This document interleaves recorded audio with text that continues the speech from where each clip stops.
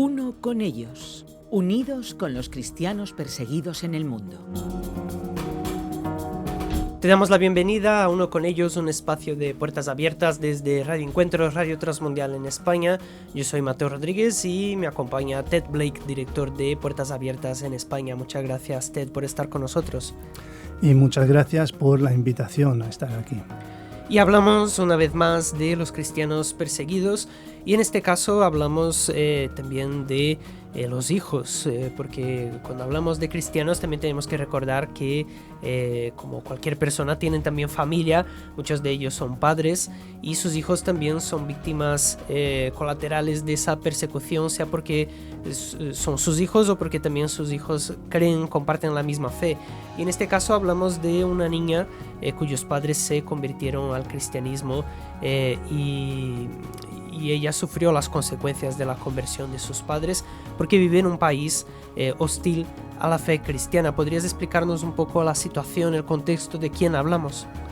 Sí, estamos hablando del país concretamente de Egipto y lo que ocurre cuando una familia quiere dejar la religión islámica y vivir una fe cristiana. Y la celebración del Ramadán, que es un elemento esencial en la vida del musulmán, pues es uno de los eventos más importantes para la religión musulmana. Y es un ayuno que se celebra todos los años durante 30 días. También, de alguna forma, para ellos es su forma de buscar a Dios. Al final del ayuno se celebra una fiesta e incluyen a los niños en ella. Sin embargo, a los niños de las familias que no participan en el Ramadán se les excluye de esas celebraciones. Y lo que es peor es haber sido de una familia musulmana y dejar de serlo. O sea, es cuando uno abandona la fe musulmana, pues puede ocasionar hasta la pérdida de la vida de la persona que abandona la religión musulmana. Y por lo tanto, si una familia se hace cristiana, lo más probable es que tenga que huir de su ciudad de origen y comenzar una vida nueva en otro lugar para evitar que su familia extendida les cause graves daños a causa de su nueva fe. Y en este caso hablamos de una familia en concreto, siempre nos centramos en personas, en casos reales, personas de carne y hueso podríamos decir, quizás no podemos decir sus apellidos, pero no dejan de ser reales. En este caso hablamos de la familia de Layla. ¿Cuál es la situación que vive esta familia? ¿Qué fue lo que les pasó? La mayoría de los cristianos en Egipto nacieron como cristianos.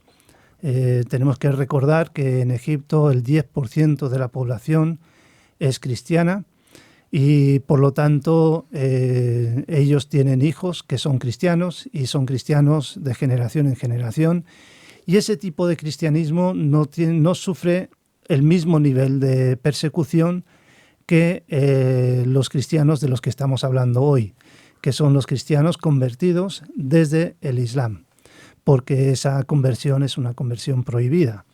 Y entonces esa es la situación en la que está Layla. ¿Y qué pasó para que hubiera ese cambio en la familia de Layla? La verdad es que la historia la conocemos desde el punto de vista de Layla, entonces no sabemos exactamente cómo se convirtieron los padres. Lo que sí sabemos es que Layla tenía 9 años cuando sus padres se convirtieron y que la familia de los padres, y efectivamente la familia extendida de Layla también, pues eran fundamentalistas musulmanes. Por lo tanto, los padres cuando se convirtieron no tenían libertad para explicarle todo de una vez a Layla porque ella tenía 9 años y no podía comprenderlo todo.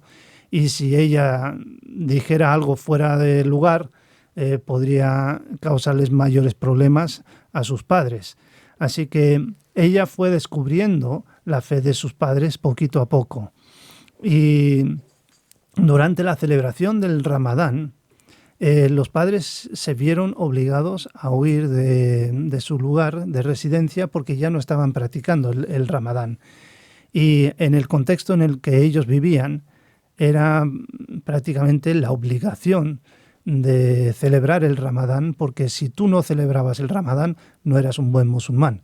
Y si no vas a ser un buen musulmán, entonces hay que averiguar por qué. Y si es porque te has convertido en cristiano, pues entonces eso tiene unas consecuencias realmente graves. Y entonces ellos tuvieron que huir de su ciudad para preservar sus vidas.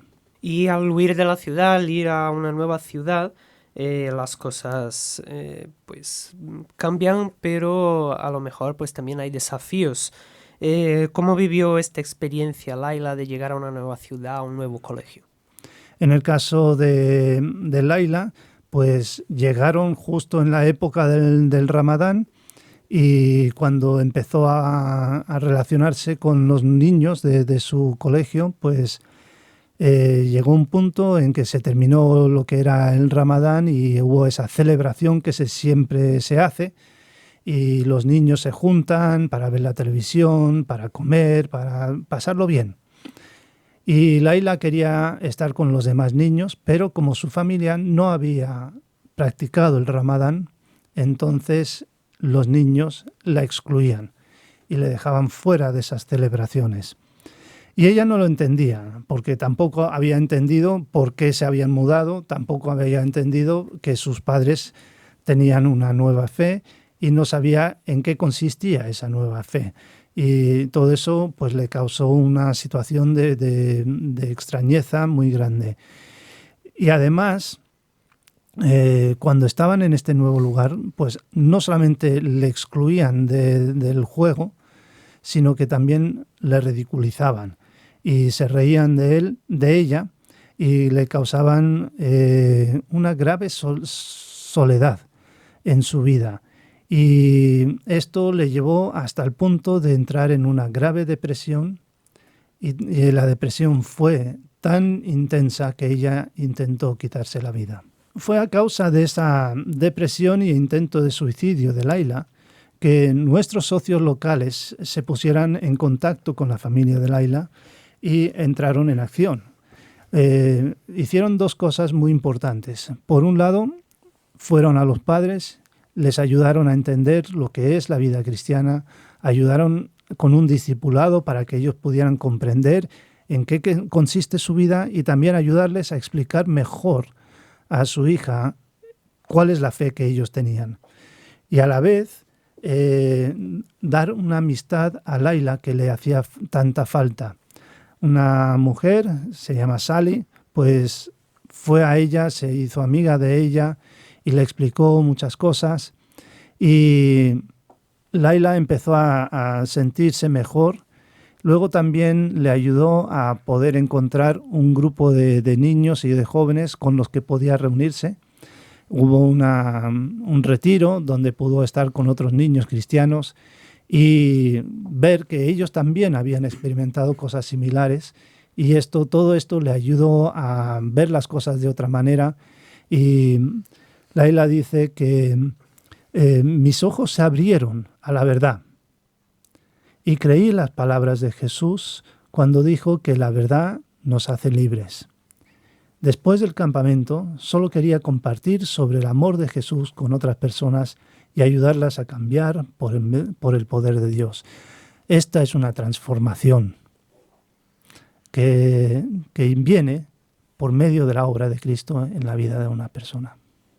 ¿Y qué puede hacer alguien desde la distancia, desde otros lugares, para apoyar a personas como Laila y su familia? Pues podemos orar por la familia, podemos orar por Laila y por sus padres para que se mantengan firmes en la fe cristiana. Y también podemos orar por el ministerio que ayuda a familias que vienen a Cristo del contexto musulmán para que reciban ese apoyo que necesitan para mantenerse firmes en la fe. Esto es de vital importancia. Hay muchos musulmanes que llegan a conocer a Cristo, pero no encuentran esa estructura de apoyo. y también por la protección de estas familias que se convierten para que no sean obligados a volver a la fe musulmana. ¿Y dónde podemos encontrar más información para saber de la situación de estas personas y también cómo ayudarlas? Sí, tenemos nuestra página web, es puertasabiertas.org. Hay una sección que dice Involúcrate y ahí se abre un desplegable y hay una palabra, un acróstico que dice Oremos. Si pinchas en Oremos, verás que puedes convertirte en un compañero de oración de la iglesia perseguida.